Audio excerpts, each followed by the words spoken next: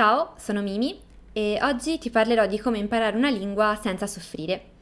Io ho esperienza principalmente con lo studio dell'inglese e del giapponese, ma i consigli che ti darò in questo video possono essere applicati anche a lingue diverse e non solo. Alcuni principi puoi applicarli praticamente a qualsiasi tipo di studio. Questo ti potrebbe far pensare che non sono cose davvero importanti.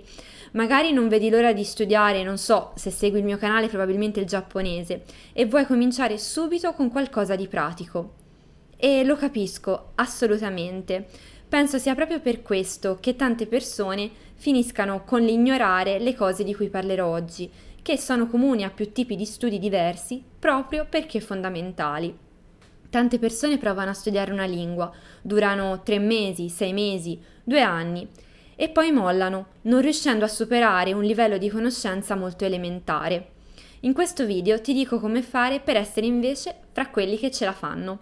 Non è niente di complicato, perciò prendi una tazza di tè o qualcosa che ti piace, rilassati e cominciamo. Studiare e imparare una nuova lingua sono due cose collegate ma diverse. A meno che tu non sia molto giovane, imparare una lingua richiede, almeno in parte, il suo studio. Tuttavia, studiare una lingua non garantisce assolutamente che la imparerai. Ad esempio, studiare la lingua in un corso universitario, privato o individuale, anche per diverso tempo, non significa che alla fine saprai parlare bene la lingua. Questo è importante da capire perché magari investi tempo e denaro in un corso, ti aspetti che ti insegni la lingua e poi rimani deluso o delusa. E questo è molto brutto e magari ti scoraggia e ti fa abbandonare lo studio della lingua. Per evitare questo tipo di errore è importante capire che imparare una lingua è qualcosa che devi fare attivamente. Non si tratta di un corso che ti trasmette le informazioni necessarie, depositandole nella tua testa e fine. È richiesto un impegno attivo da parte tua e se questo impegno non c'è perché ti aspetti che il corso sia sufficiente, di stare lì ad ascoltare e poi saprai la lingua, non la imparerai. Inoltre, questo impegno che ti si richiede è grande, è faticoso. Proprio per questo penso che molti fallimenti nello studio di una lingua siano dovuti alla mancata realizzazione di quanto è faticoso e di quanto lavoro effettivamente richiede questo tipo di studio. Perciò la prima cosa da fare è rendersi conto che imparare una lingua è faticoso, richiede energia e uno sforzo attivo e continuo da parte tua. La seconda cosa che devi sapere è che anche se imparare una lingua è difficile, questo non significa che debba essere sgradevole, anzi. Facciamo un esempio. Dopo che hai fatto il tuo sport preferito, ti senti addosso un sacco di stanchezza e di fatica, ma allo stesso tempo ti senti bene. Ed è così che dovrebbe essere studiare la lingua. Passiamo quindi alla parte principale del video, ossia come non soffrire. Le persone sono naturalmente portate a fare ciò che le fa stare bene e ad evitare ciò che le fa stare male. Quindi, se vuoi studiare una lingua in modo costante, devi fare in modo che questo studio sia associato a sentimenti positivi.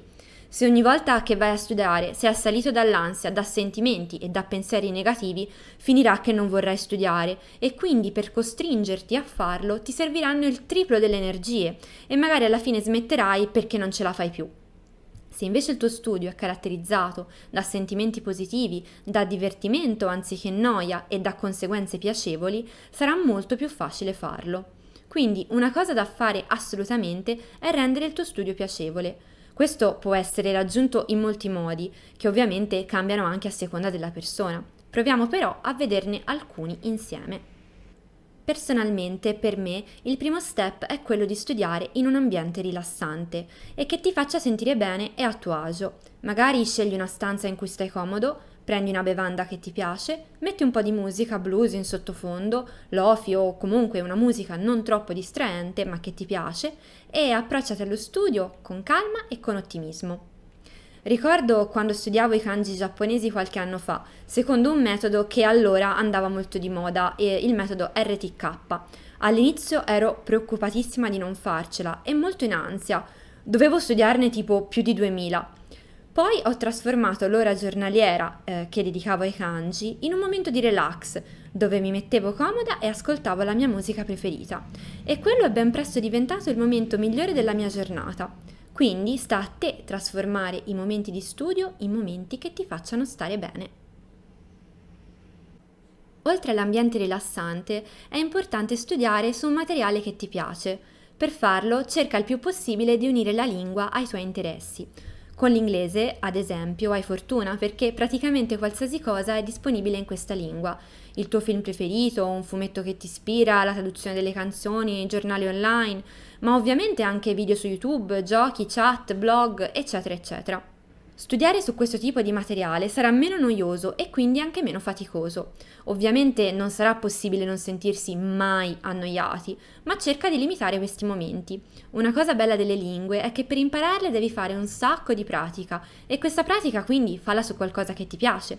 Lo studio della grammatica è importante, soprattutto agli inizi, ma non dimenticarti assolutamente di fare immersione su un materiale che ti interessa. Per quanto riguarda invece proprio la grammatica, cerca di rendere piacevole anche quella, che più facilmente può risultare noiosa. Scegli un manuale che ti aggrada, se ti interessa la calligrafia fai appunti carini, oppure organizza i tuoi appunti su Word e condividili, o realizza PowerPoint o schemi. Rimaneggiare le informazioni è molto importante per memorizzarle, magari cerca di divertirti un po' mentre lo fai. Studiare una lingua è a volte frustrante e non possiamo fare niente per evitarlo, però possiamo renderci conto che la nostra probabilità di successo è proporzionale ai nostri tentativi. Più proviamo a fare una cosa, più possibilità abbiamo di riuscirci.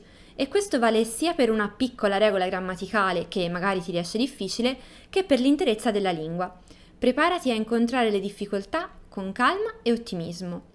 Considera le ostacoli integranti del percorso di apprendimento e non fallimenti personali. Se ogni volta che qualcosa non ti riesce ti agiti, arrabbi o reagisci in modo negativo, ben presto il tuo studio della lingua non sarà più piacevole. E questa è una cosa che devi evitare assolutamente. Devi credere in te e nelle tue capacità. Studiare una lingua è difficile, ma allo stesso tempo fattibilissimo per persone di ogni età e livello di istruzione. Se ti impegni, ce la fai.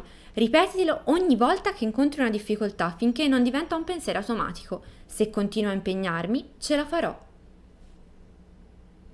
Altri sentimenti negativi da evitare sono i sensi di colpa, soprattutto quelli collegati a non aver studiato. È sicuro già da adesso non riuscirai a rispettare al 100% i tuoi piani. Non riuscirai a studiare la lingua tutte le volte che programmi di farlo. Accettalo. Se cominci a sentirti tantissimo in colpa ogni volta che ti capita di non studiare o di studiare meno di quanto ti eri prefissato, presto lo studio diventerà pieno di ansia.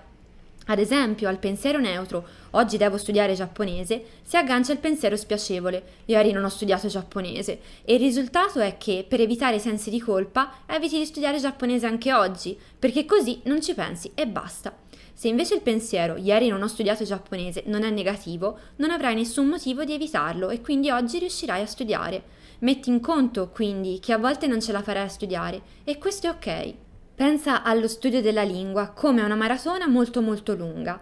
Alla fine non conterà il singolo giorno di studio, ma la tua costanza. Paragonarsi agli altri è una cosa che le persone fanno quasi automaticamente per valutare meglio se stesse.